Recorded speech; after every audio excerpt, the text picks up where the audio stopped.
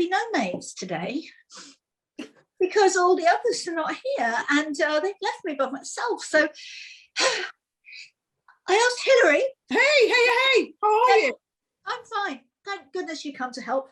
You're because welcome. I'm left all on my own, but you are going to be here anyway this week. Oh, yeah. But then we thought, who else could help us? And then we thought, do you know who was going to be a guest on the show? Perhaps she'll also be a panelist guest, whatever she would be. So we rang and we prayed, and she said yes, and it's Cheryl Baker. Yay! Hi, Cheryl. Nice. Hi, Hills. Good to see you. You too.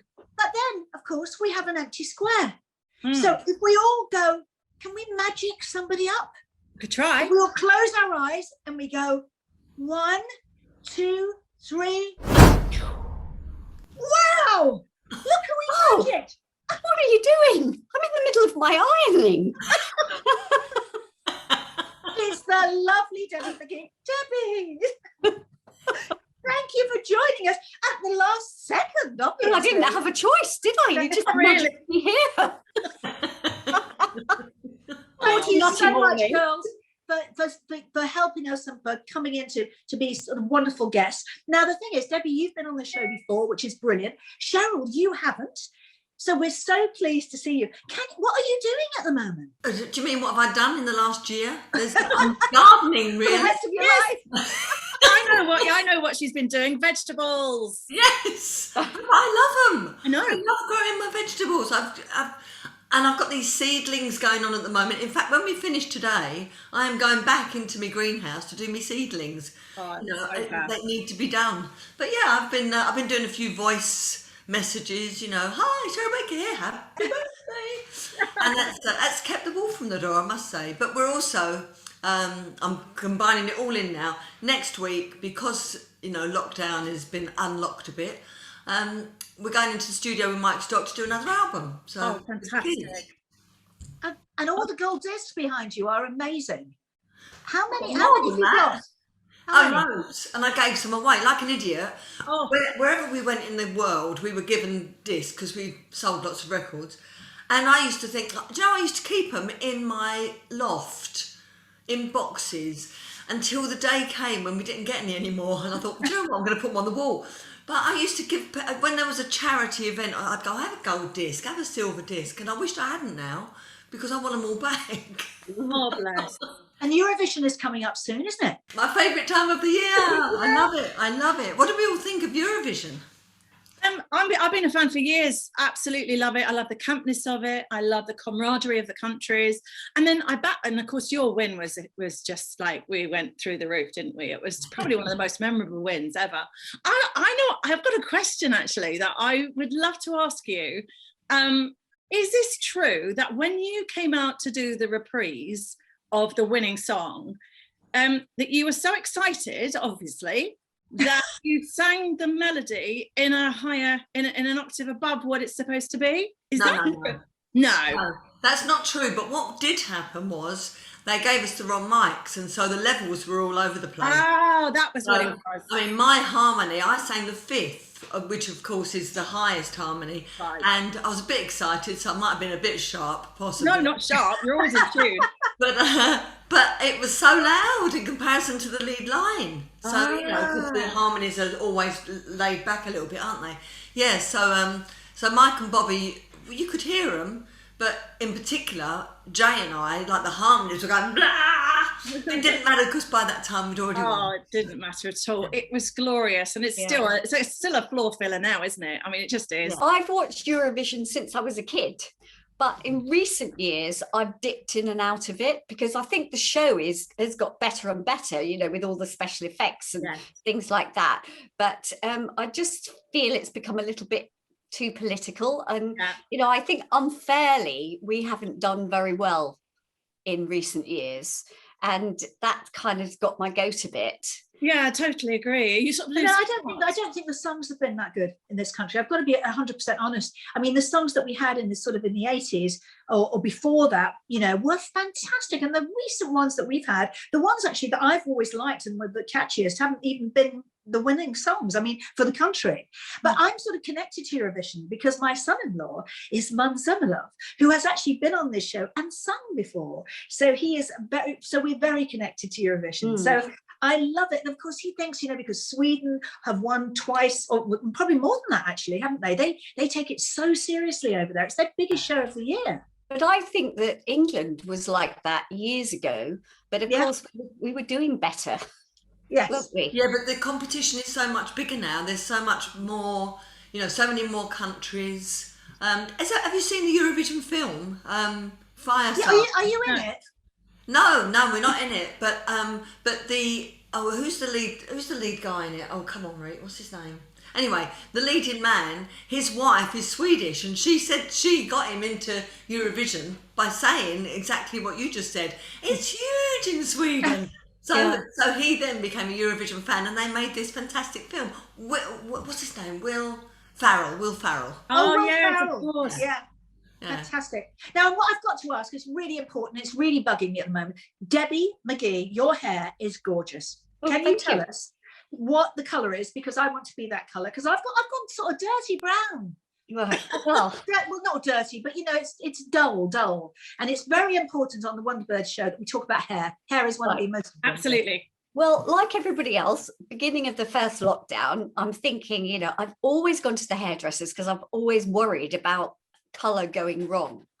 But lockdown happened. And so my sister, who's got a similar colour to mine, who always does her own, said, well, why don't you try using my colour and see? And this is it.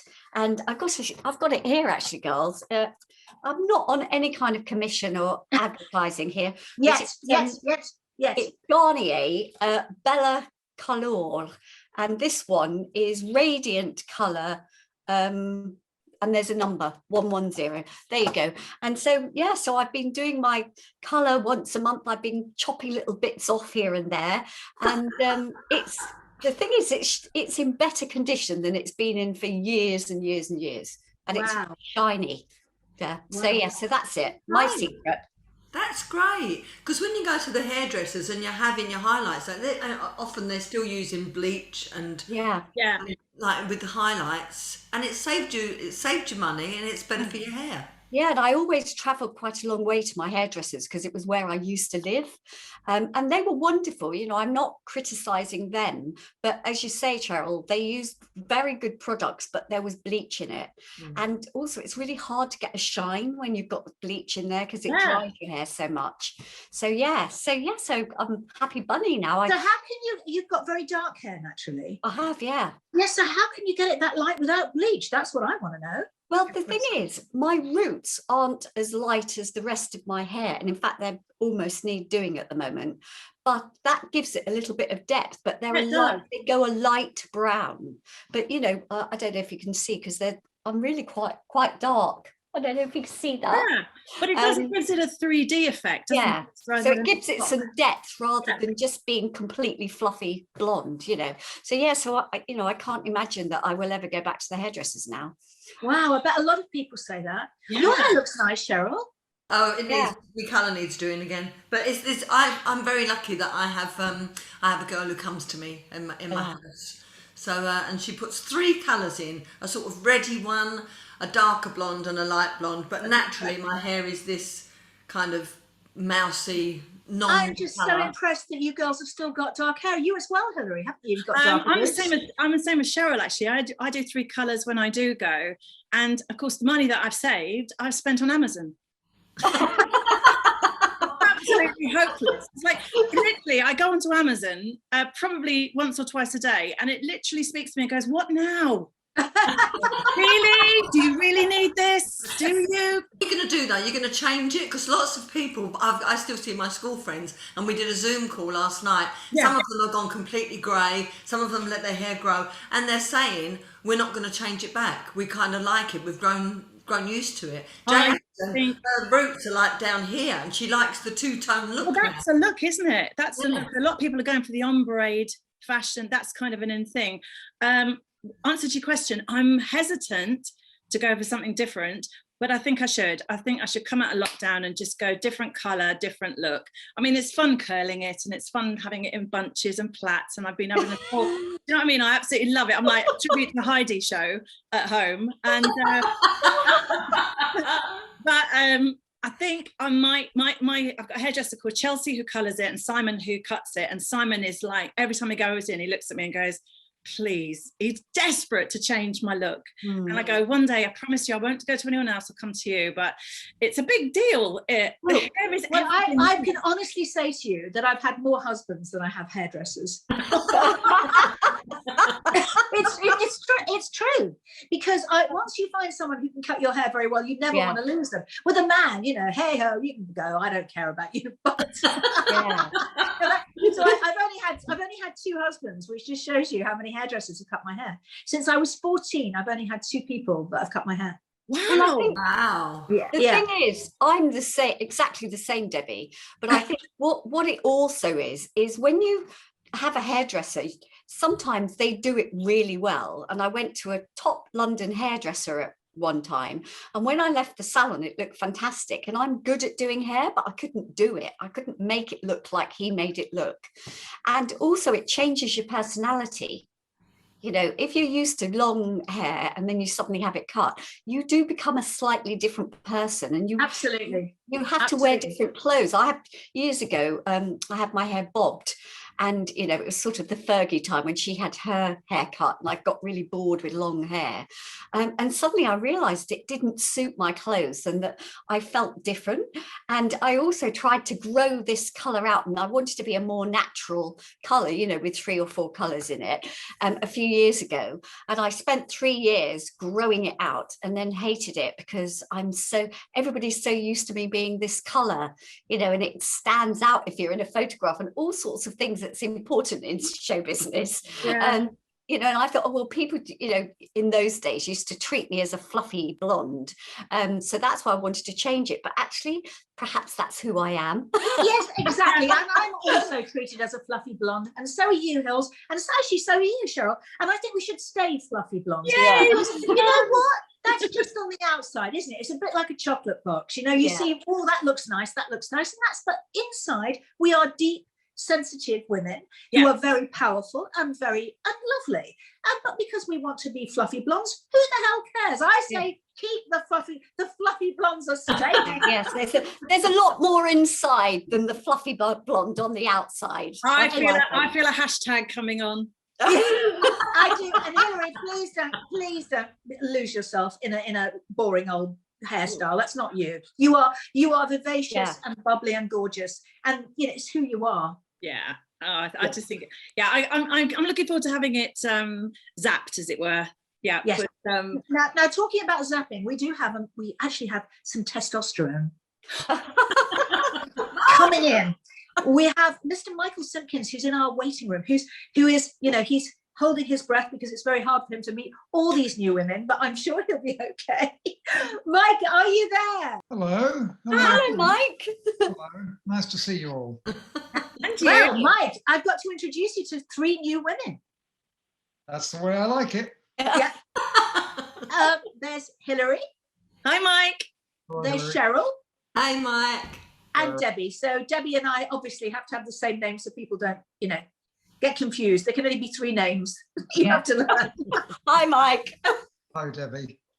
So, Mike, you've got a story about Debbie, haven't you? Oh. Yes, Debbie.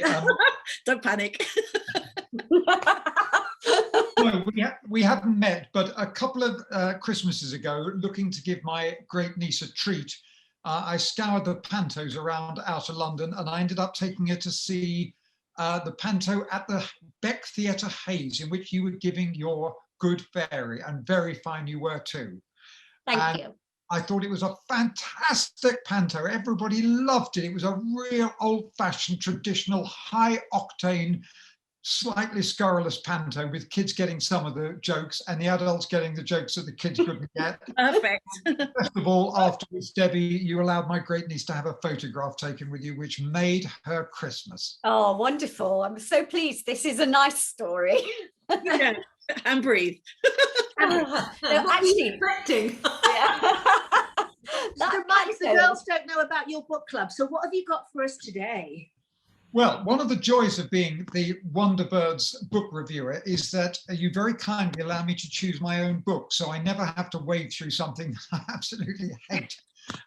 So this month, I think it's probably a sign that I think we all have, is that in lockdown has meant that none of us can travel. So all of us, I think, are traveling in our minds. You know, there's barely a day when I don't think about that little beach in Corfu that I go to every summer and what I would give to be there now.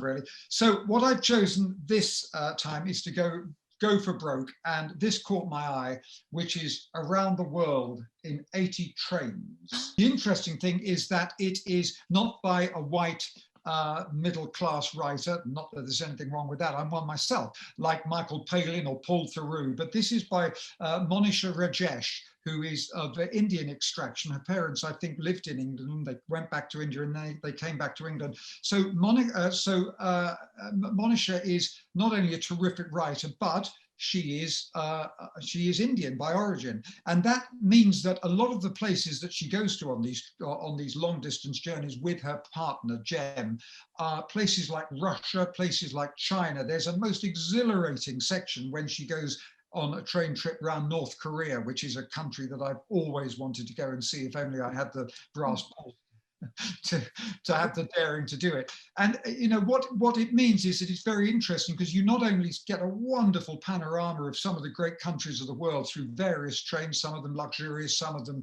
you know, really common or garden where she's really having to rough it, but you do see it through the eyes of an Indian woman. And of course, in places like Russia and in parts of Asia, you know, this gives a sort of a very bittersweet tang to it, particularly in Russia. You know, there she encounters a great deal of what I'd call passive hostility to anybody who is white. Yeah, and it gives the book an extra tang, because it's not just another middle-aged white man going along with his rucksack. You know, she has to also deal with all these things, and it's the most fantastic book. And I think that for any of us who are really suffering with that sense of claustrophobia the lockdown has brought, I think it's the most wonderful mental travel book that you can do. Can I ask you a question? Yes, because I love books that describe the country as well as a story. And I'm reading a Donna Leon book at the moment, Death in La Fenice, which is set in Venice. And at the front of the book, there's a map of Venice. So as you read through the story, you can look and see where this chief inspector is. And I know Venice reasonably well. I've been a few times, so I can imagine, you know, being there and him walking along and looking up this road. And so when you're reading a book like you're reading, did you get an atlas out so you could kind of follow the journey? No, I didn't, and perhaps I should, because occasionally, you know, she even goes to places that I don't know where they are. And if I have a criticism of the book, it is only that I think that all good travel books, particularly when covering what is 45,000 miles, as she does in this book, that's 45,000 miles. There isn't a map on it. And I think the book would have benefited from that, because just occasionally you do slightly lose your bearings.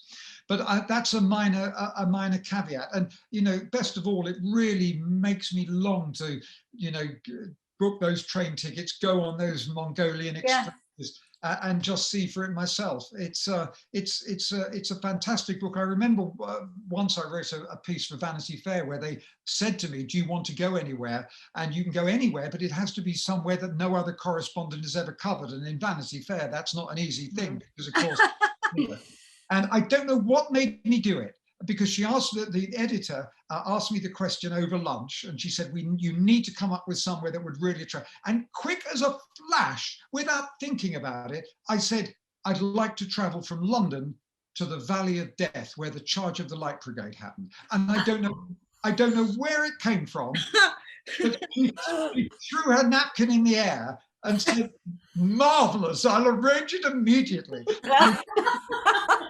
And I spent 11 days traveling by train to the Valley of Death, where I stood, where exactly the charge of the Light Brigade happened. And of course, you know, I ended up doing things I'd never known. I went to Chekhov's house in Yalta, where he wrote The Cherry Orchard. I went to the nuclear submarine base that used to house the Black Sea Fleet. Extraordinary things. So these sort of books, I just find them mentally so stimulating, and not all of them are always successful, but this woman can really write. And I think I really recommend it for any of you that feel you're not going to get it any further than Worthing this summer. It's wonderful when you get a chance to go into the heart of the countries, because my job, Mike, is a cruise entertainer, cruise ship entertainer, amongst other things. So we do all the ports. So everywhere, if you look at a world map, I've honestly been to most countries, but only the ports. And of course, the trains will take you straight into the heart, where it's uncommercialized, and like you say, no reporters as have possibly been either. So I cannot imagine how extraordinary that is. We just see a snapshot every day on the cruise ship, but going in deep to the culture must be extraordinary. Cheryl, you've traveled, you've been to stadiums all over the world. You've seen different sides. Yeah, I have, but I totally agree about the trains. I love travelling by train. For instance, in the UK, if you're going up to Glasgow or something, I would rather get a train than fly. So would I. Because you can relax, Yeah. because there's a toilet, and there's someone who might come and give you a cup of tea, and you see the countryside. And I absolutely totally agree with you. It's like cleaving away through the countryside, and you see the real country. Yeah. So I'm actually envious of you, because like Hills, I do a lot of cruises. We've met, haven't we, on cruises? Yeah, we did a cruise together. Yeah. Yeah. So and she's so good. I'm such a fan. But like you said, Hills, you just see the port. Yeah. And you might get a quick, get a taxi into town, but you don't really see the countryside. Not really. So,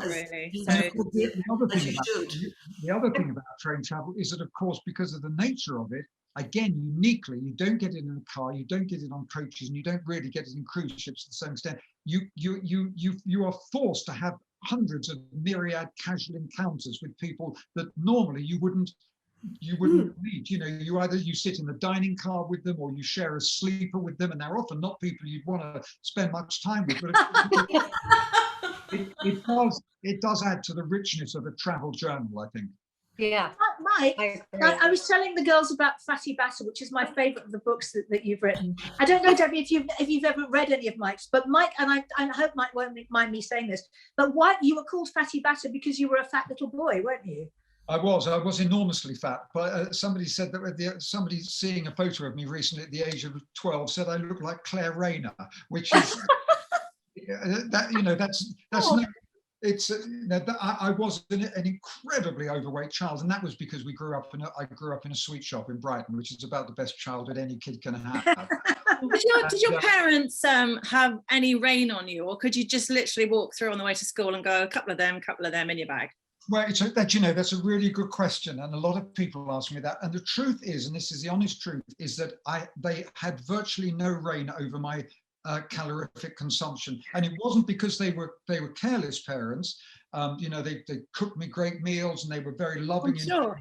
But the nature of running a confectioner's and a tobacconist and a newspaper shop, it's the same now, of course, corner shops. It is such a murderously tough occupation. My dad had a corner shop until I was, I think, 14, so I kind of understand that, although of course it wasn't just sweets. But a little thing I will tell you, which now I find really funny, if mum and dad were going out for the evening, we were allowed to choose ourselves whatever we wanted for our dinner, and I always had Vesta beef curry. Can anyone ever remember those? Right, vacuum packed, revolting. I thought it was lovely, and in those days you didn't get curry in England. So that's my memory. So I didn't get fat. Mike, Debbie, you never be fat. My goodness, you look amazing you just never changed since you're a dancer. You're just. I put on weight in lockdown. I put on half a stone. Did you? In lockdown. Yeah. Did you, Cheryl? Did you put weight on?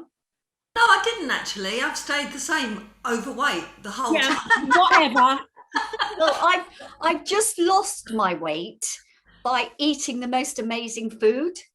So I won't bore you with it all, but yeah, I found a book, 30-minute meals, low carb, which I've never been able to do because I thought I wouldn't have energy. But you can eat cream and full fat yogurt and all these wonderful recipes. And tell us what the book is, Debbie.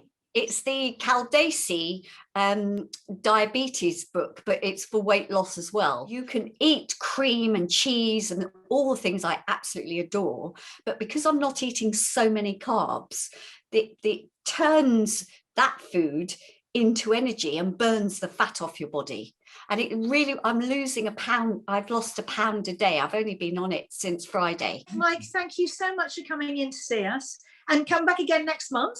Yeah. With another book, and the others might be here and I might not. Who knows what's going to happen? Well, it's been lovely, ladies. Really Thank nice you. to spend time with you again. Oh, Bye, thank you, guys. Mike. Bye, Bye. Mike. Bye. Aw. Glad he's gone. Oh, lovely guy. Great choice of book. Really good choice of book, and what a sweetheart as well. Yeah, I would love to get into your books behind you. I'm a book fanatic. I've got about 5,000 or 6,000 books, but at the moment they're in storage in my garage because I just moved a few months ago. And I'm going to make my conservatory into a library. So they're things I've got every single book I've ever read. I've never ever lost one or given one away. Wow. So when do you do your reading, Debbie? In bed. Yeah. In bed. And then sometimes it really gets me, and then I'm up all night in a book. Yeah. But I really, really do love reading. Sometimes I don't read for a year, it might be that amount of time. I just think I can't be bothered. And then I pick a book up and then it takes me. Yeah. But it all started with Enid Blyton, actually. All of those wonderful, wonderful books, and, all of the Mallory Towers books. Did you remember those books? Yeah, I read all of them. Yeah. And Enid Blyton. Yeah. Did you like Mallory? What did you like, Cheryl? Do you know, you mentioned Heidi early on with your hair. It was, and Heidi, I wanted to be Heidi. I wanted to live in the mountains with my granddad. That was my, and I used to be a comic reader as well. I loved Bunty and I loved the Four Marys. I wanted to be a Mary. Oh, yes. The Four Marys. I don't remember Four Marys. I don't remember. Yeah. I don't remember that. I'm older than you, Hilary. No, you're not. No, I am. No, the Four Marys. Who are the Four Marys? What magazine? They were in Bunty. That was in Bunty, yeah. Or there was Bunty and Judy, and then there was Jackie. Jackie. As we were getting older. Oh, I loved Jackie. I loved Jackie. Yeah, no, I read Dandy. I've taken you off read of the what? now, haven't I? Dandy. You read Gandhi? Dandy. B-No Dandy with a D. Oh, Dandy. I thought you said Gandhi. I Oh, was did going to Okay. I don't know what that says about me. It does. Well, listen, girls, we've run out of time. Can you believe it? I mean, I am so grateful and honoured that you have joined me today and being honorary WonderBirds. And I want you all to come back soon. Thank you so much for making this show an absolute pleasure. You have been delightful. Please, will you come back soon, Cheryl? Will you come back soon? I'd love to. I've thoroughly enjoyed it. You've been absolutely brilliant. And Hilary's coming back on Friday anyway. Oh. So, so on Friday, who is coming in? I can't remember. The actress, author, Carol Drinkwater. See, she knows better than I do. She's only been here for 3 days. Right. Carol Drinkwater is coming in to join us on Friday, and we will have Cheryl and Debbie back soon. It's been a great show, and thank you, girls. Thank you. Bye. Great to see you all. Bye.